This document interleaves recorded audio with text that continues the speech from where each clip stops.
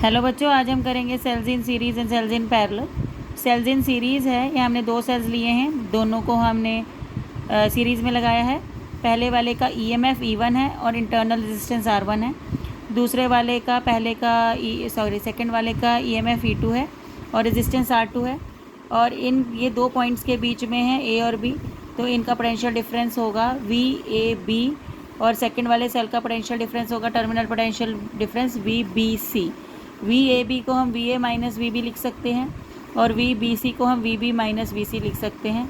अब हम इसका फॉर्मूला पुट कर रहे हैं। सी जो हमारा VAB है उसको हमने किसकी तरह लिखा, VA माइनस VB, क्योंकि ये पोटेंशियल में डिफरेंस है दोनों पॉइंट्स के।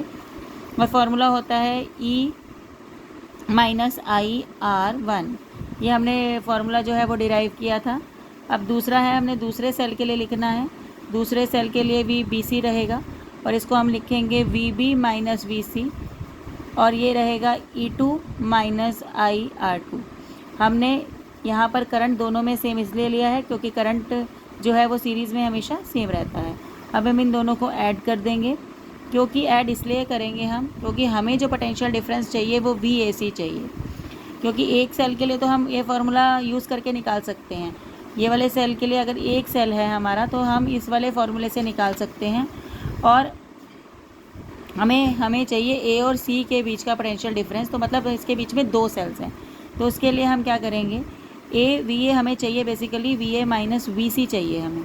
तो हम क्या करेंगे, दोनों को ऐड करेंगे, plus VB minus VB cancel हो जाएगा, तो यहाँ आ जाएगा VA माइनस VC और ऐड करेंगे तो ये आ जाएगा E1 plus E2 minus I common R1 plus R2।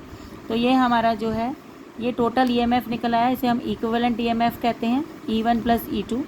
अगर सेल्स दो आपके सीरीज़ में है तो उनके EMF जो है वो ऐड हो जाते हैं।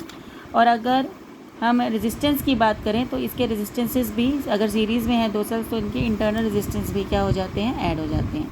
तो ये था हमारा सेल्स इन सीरीज़। और एक और बात भी है कि अगर ये पोलैरिटी इस तरह से लगी है सेल्स की, पॉजिटिव नेगेटिव, तो हमारा EMF आ रहा है E1 प्लस E2। अगर पोलैरिटी ऑपोजिट हो जाए, negative positive negative, negative positive, तो E1 माइनस E2 आता है, ये हमने ध्यान रखना है।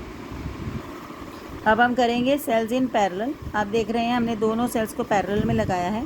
टोटल करंट हमने I दिया है, ऊपर वाले सेल में गया है I1 और नीचे वाले सेल में गया है I2।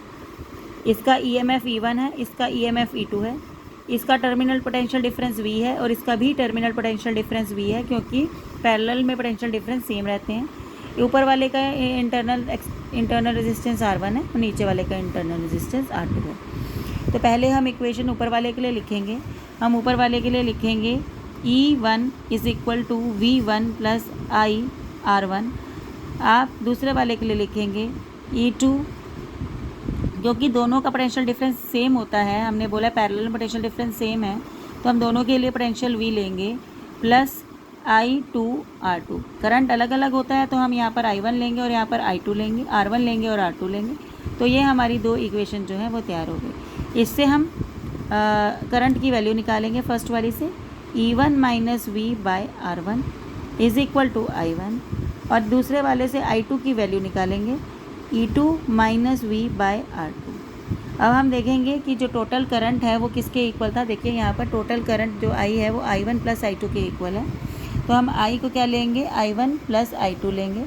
हमको I की वैल्यू पता है, I की वैल्यू है हमारे पास E1 minus V by R1 और I2 की वैल्यू है E2 minus V bye R2। इसको हम थोड़ा सा तोड़ के लिखेंगे, E1 by R1 minus V by R1, denominator को अलग अलग लिख लेंगे, एलसीएम लेंगे तो बाकी वैल्यू सेम रहेगी, E2 by R2 minus V bye R2। आप क्या करेंगे, EMF वाली टर्म्स को एक ब्रैकेट में रखेंगे, E1 upon R1 plus E2 by R2, फिर आप कॉमन लेंगे minus V 1 by R1 plus 1 by R2। तो ये हमारा हो जाएगा।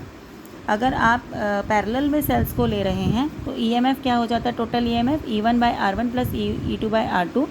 और जो रेजिस्टेंस है वो तो हम पहले भी करते आए हैं कि पैरेलल में 1 by R1 plus 1 by R2 हो जाता है। और अगर पोलैरिटीज़ अलग हैं तो आपको पता है यहाँ पर माइनस का साइन आ जाएगा। तो ये है हमारा cells in series and cells in parallel.